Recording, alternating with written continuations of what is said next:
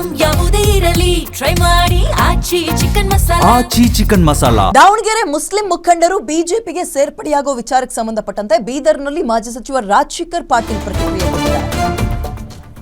Davanagere Muslim ಮುಖಂಡರು ಬಿಜೆಪಿಗೆ ಸೇರ್ತಾರೆ ಅನ್ನೋ ವಿಚಾರ.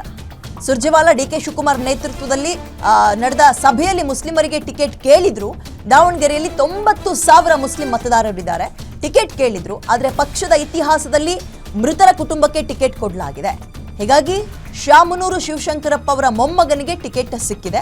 ಇದು ಪಕ್ಷದ ತೀರ್ಮಾನ, ಅದಕ್ಕೆ ಬದ್ಧರಾಗಿ ಕೆಲಸ ಮಾಡಬೇಕು. ಕೆಲವರು ಬೇಜಾರಾಗಿ ಪಕ್ಷ ಬಿಟ್ಟಿರಬಹುದು ಅಂತ ರಾಜಶೇಖರ್ ಪಾಟೀಲ್ ಅವರು ತಮ್ಮ ಅನಿಸಿಕೆಯನ್ನ ಅಭಿಪ್ರಾಯವನ್ನ ತಿಳಿಸಿದ್ದಾರೆ. ಇಲ್ಲಿ ಬಾಗಲಕೋಟೆಯಲ್ಲಿ ಬಿಜೆಪಿ ವರ್ಸಸ್ ಕಾಂಗ್ರೆಸ್, ಬಟ್ ದಾವಣಗೆರೆಯಲ್ಲಿ ತ್ರಿಕೋನ ಸ್ಪರ್ಧೆ, ಬಿಜೆಪಿ ವರ್ಸಸ್ ಕಾಂಗ್ರೆಸ್, ಹಾಗೆ ಕಾಂಗ್ರೆಸ್ನಿಂದ ಬಂಡಾಯ ಅಂತ ಸಾದಿಕ್ ಪಾಷಾ ಕೂಡ ಈಗ ಆಲ್ರೆಡಿ ನಾಮಿನೇಷನ್ ಸಲ್ಲಿಸಿದ್ದಾರೆ ಅವರು. ಹಾಗಾಗಿ ಬೇಜಾರಾಗಿ ಕೆಲವರು ಬಿಜೆಪಿಗೆ ಸೇರ್ತಾರೆ ಅನ್ನಲಾಗ್ತಾ ಇದೆ. ಅದು ನಿಜಕ್ಕೂ ಸಾಂಪ್ರದಾಯಿಕ ಮತಗಳು, ಅಲ್ಲಿ ಮುಸ್ಲಿಂ ಮತಗಳೇನಿದಾವೆ, ಇಲ್ಲಿ ನಮ್ಮವರಿಗೆ ಟಿಕೆಟ್ ಕೊಡ್ಲಿಲ್ಲ ಅನ್ನೋ ಕಾರಣಕ್ಕೆ ಬಿಜೆಪಿ ಅಭ್ಯರ್ಥಿಗೆ ಓಟ್ ಹಾಕ್ತಾರಾ, ಅವ್ರ ಪರವಾಗಿ ನಿಂತ್ಕೊಳ್ತಾರಾ, ಅದು ಕೂಡ ಪ್ರಶ್ನೆ ಆಗತ್ತೆ. ನೋಡಿ, ಮೊನ್ನೆ ಸುರ್ಜೇವಾಲಾ ನೇತೃತ್ವದಲ್ಲಿ ಮತ್ತು ನಮ್ಮ ಪಕ್ಷದ ಅಧ್ಯಕ್ಷ ಅಂತ ಡಿ ಕೆ ಶಿವಕುಮಾರ್ ಜಿ ಅವರ ನೇತೃತ್ವದಲ್ಲಿ ಒಂದು ಮೀಟಿಂಗ್ ಆಯಿತು. ನಾನು ಕೂಡ ಬಾಗಲಕೋಟೆ ಇನ್ಚಾರ್ಜ್ ಇದ್ದೀನಿ. ಬಾಗಲಕೋಟು ಮತ್ತು ದಾವಣಗೆರೆ ಎರಡೂ ಕೂಡ ಮೀಟಿಂಗ್ ಆಯಿತು. ಮೀಟಿಂಗ್ ಆಗಿದಾಗ ಅವ್ರವ್ರ ಅಭಿಪ್ರಾಯ ವ್ಯಕ್ತಪಡಿಸಿದ್ರು. ಇವತ್ತು ಜಮೀರವ್ರು ಇರ್ಬೋದು, ರಹೀಮ್ ಖಾನ್ ಅವ್ರು ಇರ್ಬೋದು, ಅನೇಕ ಜನ ನಮ್ಮ ಮೈನಾರಿಟೀಸ್ ಮಿನಿಸ್ಟರ್ಸ್ ಕೂಡ ಹೇಳಿದ್ರು.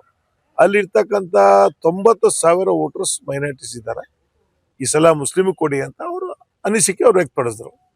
ಆವಾಗ ಎಲ್ಲ ಪಕ್ಷ ಏನು ತೀರ್ಮಾನ ಮಾಡುತ್ತೆ ಅದಕ್ಕೆ ನಾವೆಲ್ಲರೂ ಕೂಡ ಬದ್ಧರಾಗಿದ್ದೀವಿ ಅಂತ. ಈಗ ತಮಗೆಲ್ಲ ಗುರುತಿದ ಪ್ರಕಾರ ಕಾಂಗ್ರೆಸ್ ಪಕ್ಷದಲ್ಲಿ ಯಾವಾಗಲೂ ಕೂಡ ಯಾರ ಪರಿವಾರದಲ್ಲಿ ತೀರ್ ಹೋಗಿದಾರ, ಹಿಂದೆ ಕೂಡ ಹಿಸ್ಟ್ರಿ ನೋಡಿ, ಅವ್ರವ್ರ ಪರಿವಾರದವರಿಗೆ ಒಂದು ಟಿಕೆಟ್ ಕೊಡ್ತಕ್ಕಂಥ ವ್ಯವಸ್ಥೆ ಆಗಿದೆ.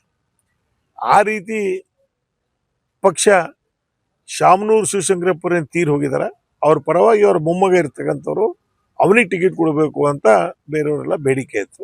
ಅದರ ಅನುಸಾರವಾಗಿ ಇವತ್ತು ಪಕ್ಷ ತೀರ್ಮಾನ ಮಾಡಿದೆ. ಪಕ್ಷ ತೀರ್ಮಾನ ಮಾಡಿ